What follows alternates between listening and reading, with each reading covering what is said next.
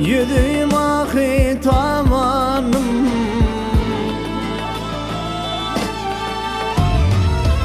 yedim ahi tamanım, Günyalı ayadını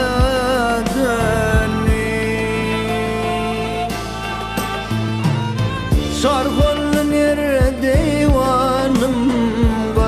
Paya paya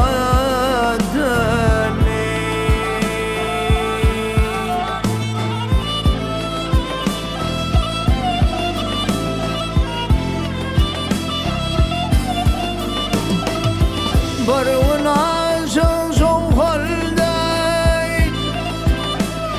ay baruna son halde, gam vazzati çok halde, yer kirpim o halde, gasarın yaya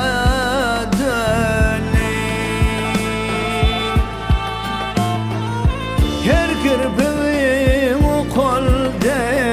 kaşlarım yayadını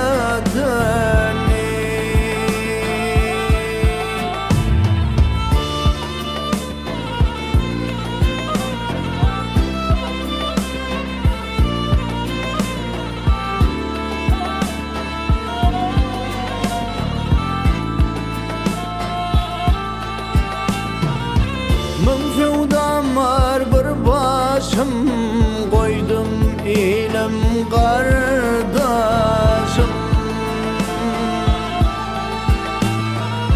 Ağlamaktan göz yaşım, coşkunlu çayadını